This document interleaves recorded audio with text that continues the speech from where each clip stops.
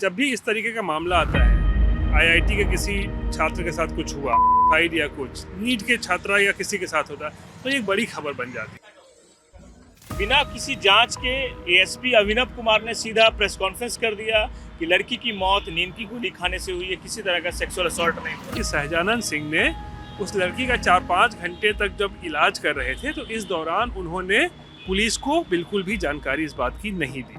मामला तब खुला जब 9 तारीख को 11 तारीख को लड़की की मौत हुई, तो फिर परिजन ने आरोप लगाया कि लड़की का पोस्टमार्टम कराया जाए, उसके बाद ही हम लोग शव को कहीं लेके जाएंगे।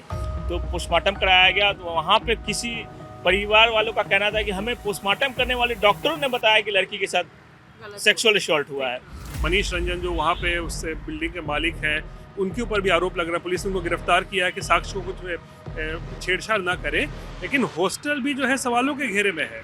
नीलम अग्रवाल जो संचालक है वो फरार चल रही है। नेता भी आरोप लगा रहे हैं कि हॉस्टलों से लड़कियां को भेजा जाता है इधर उधर, जो है नेताओं के पास चाहे बिजनेसमैन के पास। अगर इस तरह की बातें हैं तो इसमें पुलिस को जांच करनी चाहिए। पटना में धड़ल्ले से अगर गर्ल्स हॉस्टल बिना किसी लाइसेंस के चल रहा है तो ये कितनी बड़ी घटना हो सकती है। पुलिस की ओर से कहना है कि एक एविडेंस उनको मिल गया। जहानाबाद से कनेक्शन, पटना में क्या हुआ, जहानाबाद में कैसे हुआ, नींद की गोलियां कहाँ से आई, प्रेशर डॉक्टर पे कौन बना रहा था, ये सब पुलिस को पता चल गया।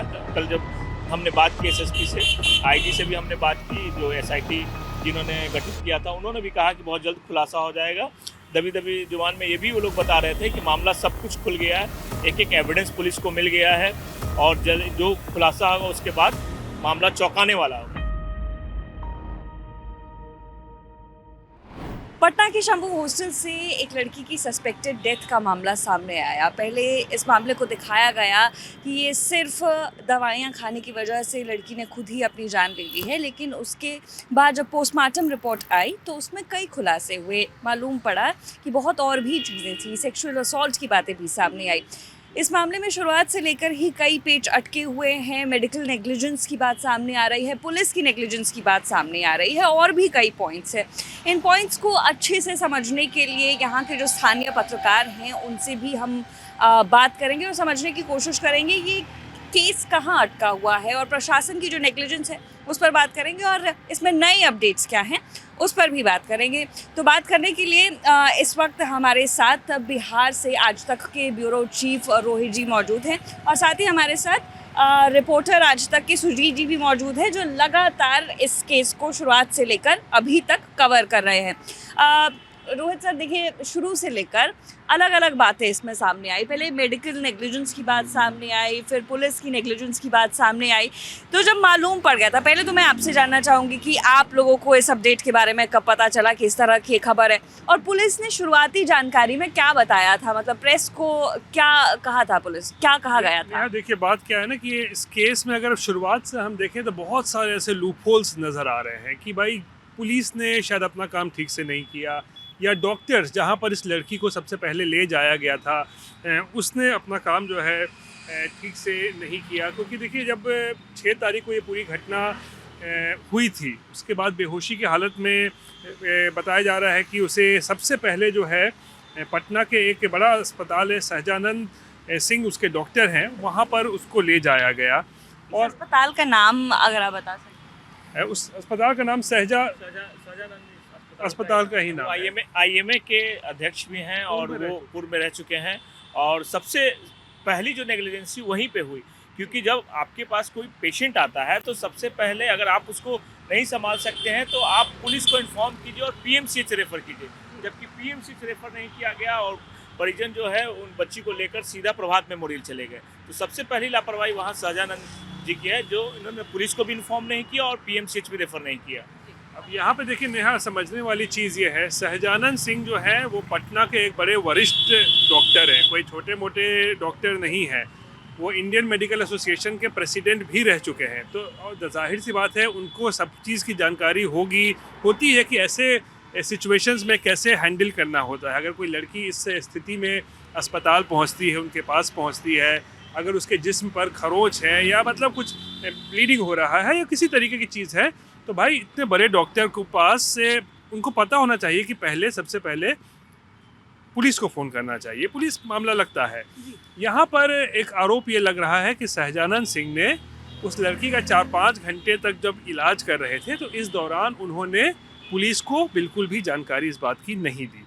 इसके साथ कुछ गलत हुआ है, इसके साथ कुछ गलत हुआ है, क्योंकि देखिए नॉर्मल एक प्रोसीजर होता है ना, किसी के साथ भी अगर अब कोई विक्टिम आता है और अनयूजुअल तरीके से उसके शरीर पर चोट के निशान है, खासकर लड़की अगर है जिसम पे खरोच के निशान हो, चेहरे पर चोट के निशान हो, तो आप समझ सकते हैं एक नॉर्मल सिचुएशन में कि हो सकता है कुछ गलत नहीं हुआ लड़की के साथ, या पुलिस का मामला हो सकता है। हॉस्टल की तरफ से पुलिस को कुछ इन्फॉर्मेशन नहीं दी नहीं, गई थी, सीधा उसे सिर्फ हॉस्पिटल ले जाया गया था। जब लड़की को ले जाया गया था वो सहजानंद सिंह के अस्पताल में ही ले जाया गया था। वहाँ बताया जाता है कि 5-6 घंटे तक जो है उसका ट्रीटमेंट चलता रहा और इस दौरान उन्होंने कुछ भी जानकारी जो है पुलिस को नहीं दी। और उसके बाद जब स्थिति संभलने की नहीं लग रही थी, तब उस लड़की को वहाँ से प्रभात हॉस्पिटल जो है, मेमोरियल हॉस्पिटल, वहाँ ले जाया गया। और वहाँ पर भी देखिए डॉक्टरों, जो बताया जा रहा है, जो आरोप लग रहे हैं कि बहुत सारा प्रेशर दिया जा रहा था डॉक्टरों के ऊपर कि भाई इस मामले को पुलिस तक नहीं पहुंचने दिया जाए किसी तरीके से। लेकिन जब इलाज हो रहा था उस दौरान लड़की की स्थिति भी थोड़ी बिगड़ी हुई थी, तो वहाँ पर डॉक्टर सतीश का जिक्र यहाँ पर आता है।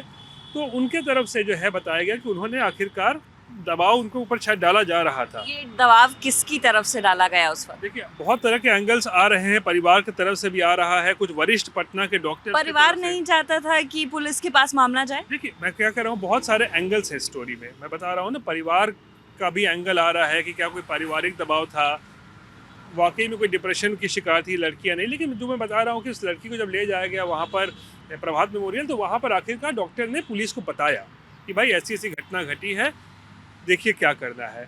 और उसके बाद फिर आनन फानन में वहाँ पर जो महिला डॉक्टरों ने उसका इलाज किया, जो इलाज कर रहे थे, तो उन्होंने जो है वो बता दिया कि भाई लग रहा है। ऐसा ही हुआ सुजीत? हाँ, उसके बाद पुलिस की नेग्लिजेंसी देखिए। जब चित्रगुप्त नगर थाना प्रभारी रोशनी कुमारी को ये पता चला 6 तारीख को, तो 6 तारीख से 9 तारीख तक वो मतलब ये नहीं सोची कि हॉस्टल में जाकर कुछ जांच किया जाए। 9 तारीख की रात में वो पहुंची हॉस्टल और उसके बाद जांच शुरू हुई, यानी 3 दिन का ये गैप था और 9 तारीख को FIR हुआ। तो ये पुलिस की पहली नेग्लिजेंसी है। दूसरी नेग्लिजेंसी ये है कि जब पुलिस को पता चला, जब SHO को पता चला, तो जो CCTV फुटेज वगैरह है वो खुद जाकर उनको वेरीफाई करना चाहिए, देखना चाहिए था, DVR लाना चाहिए था। उन्होंने अपने ड्राइवर को भेज दिया। मान लीजिए अगर ड्राइवर को भेजते तो साक्ष्य के साथ तो छेड़छाड़ हो सकता है। अगर कोई ड्राइवर जाता है CCTV फुटेज लाने, चाहे हॉस्टल संचालक छेड़छाड़ करने के लिए, ये भी बात सामने आ रही कि ड्राइवर भी जब वहाँ पहुंचा तो वो गेट नहीं खोला गया, वो सिर्फ DVR लेके वहाँ से निकल गया और हॉस्टल के अंदर उसने भी कुछ नहीं देखा कि क्या है। ड्राइवर ने कुछ नहीं देखा, सिर्फ DVR लेके आके उनको दे दिया। वो प्राइवेट ड्राइवर है, मतलब वो पुलिस से उसका कोई लेना देना नहीं है। प्राइवेट ड्राइवर ही होते हैं जो पटना पुलिस की जो गाड़ियाँ चलती हैं, ज़्यादातर प्राइवेट ड्राइवर ही होते हैं, कुछ सरकारी ड्राइवर होते हैं। तो वहाँ लापरवाही। उसके बाद देखिए फिर बिना किसी जांच के ASP अभिनव कुमार ने सीधा प्रेस कॉन्फ्रेंस कर दिया कि लड़की की मौत नींद की गोली खाने से हुई है, किसी तरह का सेक्सुअल असॉल्ट नहीं हुआ। ये प्रेस कॉन्फ्रेंस की क्या मजबूरी रही? मतलब इतनी जल्दबाजी में ये प्रेस कॉन्फ्रेंस क्यों की गई? क्या मामला पहले ही बाहर आ चुका था मीडिया में? देखिए मामला तो आ गया था ना, क्योंकि 6 तारीख को घटना घटी। जैसे ही प्रभात मेमोरियल बच्ची को इलाज के लिए भेजा गया सहजानंद जी के बाद, उसके बाद तो मीडिया में मामला आ गया। फिर पुलिस ने आनंद फानन ने डॉक्टर की रिपोर्ट पर उन्होंने सीधा कह दिया कि पल्ला झाड़ना, मतलब ज़्यादा इसमें दिमाग नहीं लगाना है, जितना जल्दी हो सके इस मामले को रफा दफा कर दिया जाए। डॉक्टर की रिपोर्ट के आधार पर प्रेस कॉन्फ्रेंस करके मामले को सल्टा दिया जाए, अपनी इमेज बचाने की कोशिश की गई। मामला तब खुला जब 9 तारीख को 11 तारीख को लड़की की मौत हुई। तो फिर परिजन ने आरोप लगाया कि लड़की का पोस्टमार्टम कराया जाए, उसके बाद ही हम लोग शव को कहीं लेके जाएंगे। तो पोस्टमार्टम कराया गया, तो वहाँ पे किसी परिवार वालों का कहना था कि हमें पोस्टमार्टम करने वाले डॉक्टरों ने बताया कि लड़की के साथ सेक्सुअल असॉल्ट हुआ है। उसके बाद हंगामा बरपा, कारगिल चौक पे जाम हुआ। फिर वहाँ भी पुलिस पहुँची, अभिनव कुमार वहाँ भी पहुँचते हैं, ASP। कारगिल चौक पर हंगामा 11-10 बजे रात तक चलता है। वहाँ पहुँचते और सीधा सबको बोलते हैं वहाँ पे कि किसी तरह की कोई घटना नहीं घटी है, कोई ऐसा रिपोर्ट सामने नहीं आया जिसमें डॉक्टर ने कहा है कि लड़की के साथ सेक्सुअल असॉल्ट हुआ है। लेकिन ठीक कल होकर वो रिपोर्ट सामने आ जाती है। रात में पुलिस 2-4 लोगों पर लाठियाँ भी चार्ज करती है, वहाँ कई लोगों को हिरासत में लिया जाता है, कई लोगों को FIR भी किया जाता है परिवार के लोगों पर। जैसे ही कल होकर पता चलता है कि रिपोर्ट में लिखा है कि इससे इनकार नहीं किया जा सकता कि लड़की के साथ सेक्सुअल असॉल्ट हुआ है, उसके बाद मामला खुलकर सामने आता है। फिर SSP कहते हैं कि हाँ रिपोर्ट के हिसाब से तो लग रहा है, लेकिन हम लोग एम्स भेज रहे हैं। उस वक्त भी एसएसपी ये कहते हैं, पटना के एसएसपी, कि अभी भी हम लोग ये कंफर्म है कि लड़की की मौत नींद की गोली खाने से हुई है। यानी कि पहली जब रिपोर्ट आई पोस्टमार्टम की उसके बाद भी उनका यही कहना था कि नींद की गोलियों से हुई है। अभी जो दूसरी रिपोर्ट है उसमें क्या क्या एक्सपेक्टेड है, क्या अच्छे से इसकी जांच हो रही है, कब तक की दूसरी रिपोर्ट है जो एम्स से आई? एम्स को भेजा गया है ये रिपोर्ट, और 1-2 दिन में वो रिपोर्ट भी आ जाएगी। और एफएसएल की मेन रिपोर्ट जो है उसमें समय लगता है। एफएसएल की रिपोर्ट में डीएनए की रिपोर्ट भी शामिल है, और डीएनए की रिपोर्ट 1-2 दिन में वो भी आ जाएगी। तो दोनों रिपोर्ट आने के बाद पुलिस प्रेस कॉन्फ्रेंस भी करने वाली है। कल जब हमने बात की एसएसपी से, आईजी से भी हमने बात की, जो एसआईटी जिन्होंने गठित किया था उन्होंने भी कहा कि बहुत जल्द खुलासा हो जाएगा। दबी दबी जुबान में ये भी वो लोग बता रहे थे कि मामला सब कुछ खुल गया है, एक एक एविडेंस पुलिस को मिल गया है, और जो खुलासा होगा उसके बाद मामला चौंकाने वाला होगा। जो पुलिस की ओर से कहना है कि एक एक एविडेंस उनको मिल गया है। जहानाबाद से कनेक्शन, पटना में क्या हुआ, जहानाबाद में कैसे हुआ, नींद की गोलियां कहाँ से आई, प्रेशर डॉक्टर पे कौन बना रहा था, ये सब पुलिस को पता चल गया है। और जब प्रेस कॉन्फ्रेंस होगा तो पूरे मामले का खुलासा हो जाएगा। पोस्टमार्टम रिपोर्ट का इंतजार कर रही है पुलिस। एम्स में जो रिपोर्ट गया है उसका इंतजार, और एफएसएल में जो डीएनए रिपोर्ट आएगा उसके बाद ज़्यादा मामला खुलकर सामने आएगा।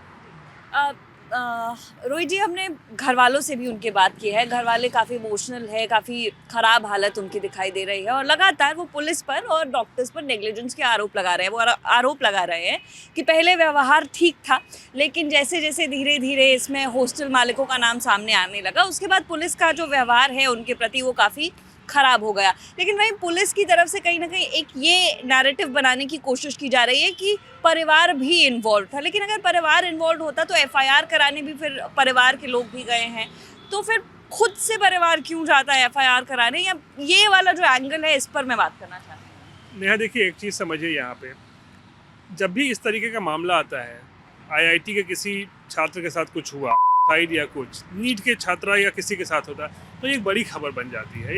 एक हमारा एक परसेप्शन ऐसा है कि कुछ गलत हुआ होगा। जैसे ही नीट की लड़की का ये पूरा मामला सामने आया और जुड़ा कि भाई ये लड़की डॉक्टरी की तैयारी कर रही थी, एक बड़े डॉक्टर बनना चाहती थी, जाहिर सी बात है हाई प्रोफाइल मामला बन जाता है। तो इसीलिए पुलिस के ऊपर आरोप है कि उसने जल्दबाजी की यहाँ पर, कि इस मामले को ये स्थापित कर दे कि भाई ये कोई सेक्सुअल एंगल इसमें नहीं है, बल्कि लड़की परेशान थी, पढ़ाई का दबाव हो सकता है, डिप्रेशन में थी किसी वजह से, और स्लीपिंग पिल्स का जो हमने उसका हिस्ट्री भी देखा था उसके मोबाइल फ़ोन में। तो पुलिस ने इन सब को मिलाकर एक थ्योरी फ्लोट कर दी कि भाई ये सुसाइड का एंगल होता है। क्योंकि बहुत देखिए, अमूमन पूरे देश में आप देखिए तो आईआईटी हो, नीट हो, इस तरीके के मामले को लोग अक्सर मान लेते हैं कि भाई प्रेशर में होगा बच्चा, या लड़का या लड़की परेशानी में होगा, पढ़ाई का जो बोझ वो सह नहीं पा रहा होगा, इसलिए आत्महत्या कर ली। ये एक बड़ा कंफर्टेबल नैरेटिव होता है। तो उसी को जो है यहाँ पे पुलिस के ऊपर आरोप है कि उसने फ्लोट करने की कोशिश की कि बड़ा सुसाइड है। लेकिन जब पीएमसीएच की जो पोस्टमार्टम रिपोर्ट आती है और जब उसमें कहा जाता है कि sexual angle can not be ruled out, तब ये पूरा खेल जो है पलटता है और सवाल पुलिस पर उठता है कि आखिर जल्दबाजी क्यों? क्या सिर्फ डॉक्टर के कहने पर, बिना पोस्टमार्टम रिपोर्ट के आने से पहले पुलिस ने आखिर क्यों प्रेस कॉन्फ्रेंस कर दिया? क्यों ये बता दिया, ये नैरेटिव एक चला दिया कि भाई सुसाइड किया है, मामला को ख़त्म किया जाए? ये एक सवाल उठता है कि आखिर क्यों पुलिस ने ऐसा किया। और इसीलिए पुलिस का जो अगले दिन जब पोस्टमार्टम रिपोर्ट आता है, जब सेक्सुअल एंगल की बात आती है, तो पुलिस की किरकिरी होती है कि भाई ये तो पटना पुलिस पूरे मामले को उलझाए, एक तरीके से कहें तो डाइवर्ट करने की कोशिश कर रही थी, रफा दफा करने की कोशिश कर रही थी।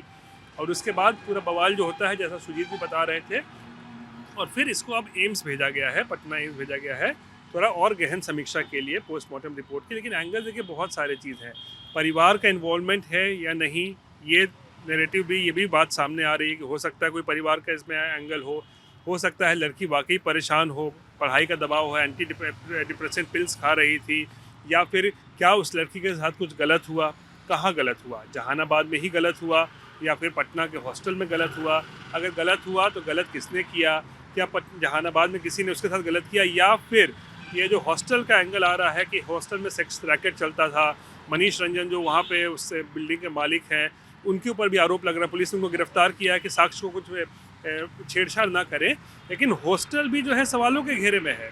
नीलम अग्रवाल जो संचालक है वो फरार चल रही हैं, उनका परिवार फरार चल रहा है। परिवार का आरोप है कि नीलम अग्रवाल ने उनसे मामला सेटल करने के लिए कहा था जब वो हॉस्पिटल में थे, और ये कहा था कि आप पैसे ले लीजिए और उसके बाद मामला रफा दफा कर दीजिए। तो ये नीलम अग्रवाल को अब तक पुलिस क्यों नहीं गिरफ्तार कर पाई है सुजीत, ये कहाँ पे मामला लटका हुआ है? देखिए, सब गिरफ्तारी के लिए पुलिस का ये दावा है कि हम लोग छापेमारी कर रहे हैं, जल्दी गिरफ्तारी हो जाएगी इस मामले में जो दोषी हैं। और जहाँ तक बात हुई पैसे की, तो उनके मामा ने भी प्रेस कॉन्फ्रेंस करके बताया था, जब पोस्टमार्टम रिपोर्ट आया था उसके साथ प्रेस कॉन्फ्रेंस किया था उनके मामा ने, और साफ तौर पे कहा था कि पुलिस की तरफ से दबाव बनाए जा रहे हैं, अस्पताल की ओर से भी दबाव बनाया जा रहा है, पैसे देने की बात आ रही है कि हाँ पैसे ले लीजिए, मामले को रफा दफा कर दीजिए।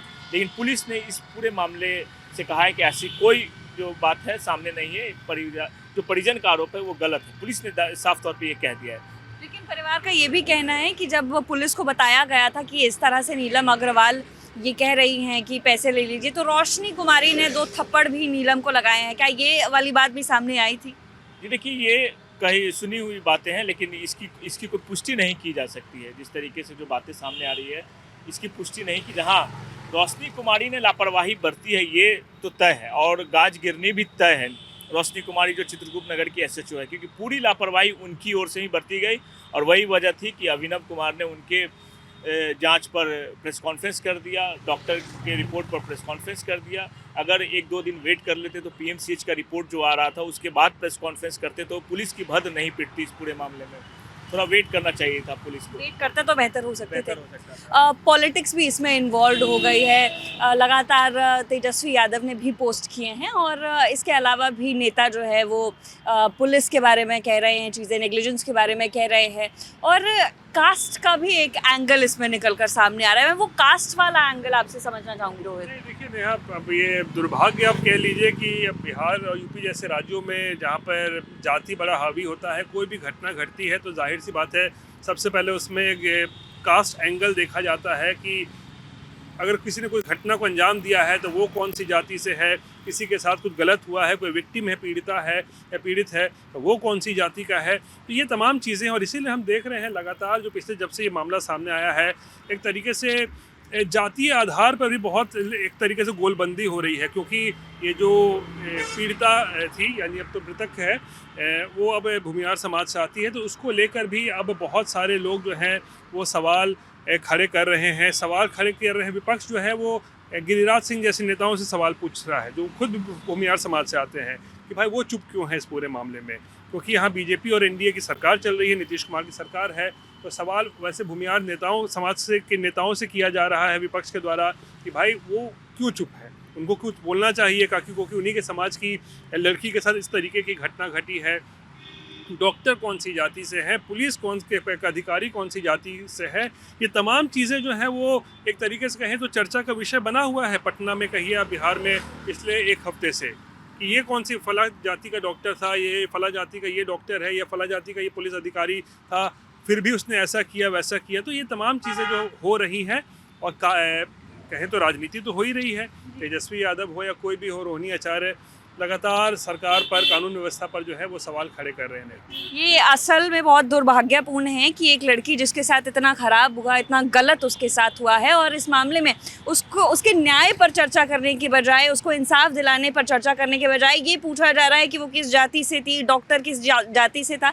इसमें भी अगर कास्ट डायनामिक्स लाने की कोशिश की जा रही है तो जाहिर सी बात है ये बहुत गलत है, और उस लड़की को इंसाफ दिलाने पर बात की जानी चाहिए। अंत में मैं आपसे जानना चाहूँगी कि अभी FSL रिपोर्ट आ जाएगी और उसके बाद जो है चीज़ें बेहतर होने की उम्मीद हम कर रहे हैं कि साफ़ हो पाएगा, लेकिन पटना में या बिहार में ये इकलौता मामला तो ऐसा है नहीं रेप केस का, या जो अभी हाल फिलहाल में सामने आया हो। विमेन सेफ्टी को लेकर इश्यूज जो हैं वो बरकरार है। सुजीत, जो लगातार आप इस तरह के मामलों को कवर करते हैं, कुछ मामले हैं जो सामने आ जाते हैं, मीडिया के हाईलाइट हो जाते हैं, लेकिन बहुत से ऐसे मामले हैं जो सामने नहीं आ पाते हैं बिहार से। तो ये लगातार एक के बाद एक जो मामले सामने आ रहे हैं, मधेपुरा से चाहे हो या बाकी जो मामले अभी सामने आए, उसको आप कैसे देखते हैं? क्या विमेन सेफ्टी अभी भी बहुत बड़ा इशू है बिहार में? बिल्कुल सेफ्टी इशू है। जिस तरीके से जो घटना घटी, पुलिस ने लिपापोती करने की शुरुआत में कोशिश की, तो स्वाभाविक है अगर किसी लड़की के साथ कुछ होता है, पुलिस बिना जांच के कुछ भी बोल देती है, मामले को रफा दफा करना चाहती है। कि अगर जिस तरह का आरोप लग रहा है कि हॉस्टल में सेक्स रैकेट चलता है, अगर ये सब मामले अगर खुलकर सामने आएंगे, अगर पुलिस जांच करती है सभी हॉस्टलों पर, तो आपको तो दिखेगा सामने, क्योंकि नेता भी आरोप लगा रहे हैं कि हॉस्टलों से लड़कियां को भेजा जाता है इधर उधर, जो है नेताओं के पास चाहे बिजनेसमैन के पास। अगर इस तरह की बातें हैं तो इसमें पुलिस को जांच करनी चाहिए, क्योंकि ये मामला धीरे धीरे और बढ़ता ही जाएगा। जिस तरीके से जो घटना घटी, उसी दिन एक और नीट की छात्रा ने भी खुदकुशी कर ली, सेम डे। उस दिन तो उसका संदिग्ध शव मिला, लेकिन इन्होंने खुदकुशी कर ली फंदे से लटक कर। उनको प्रताड़ित किया जा रहा था, हॉस्टल में रह रही थी, प्रताड़ित किया जा रहा था। तो यानी हॉस्टल में भी सेफ नहीं है। जिस तरीके से परिजन आरोप लगा रहे हैं, उस मामले में एक लड़के को भी जुवेनाइल भेजा गया है। तो लड़कियां अगर हॉस्टल में रह रही है, उन्हें प्रताड़ित किया जा रहा है, तो कहाँ से वो सेफ है? तो वुमेन सेफ्टी की बात तो ये है। हॉस्टल वाला जो एंगल है रोहित, मेरी कल भी आपसे इस बारे में बात हो रही थी कि ये हॉस्टल वाला जो एंगल है कि सेक्स रैकेट्स जो हैं वो चलते हैं यहाँ पर पटना से, हॉस्टल से। क्या ये सिर्फ महज आरोप है? मैं समझना चाहती हूँ क्या ये इसमें कोई सच्चाई भी है? आप लोग यहाँ रहते हैं, आपको ज़्यादा मालूम होगा।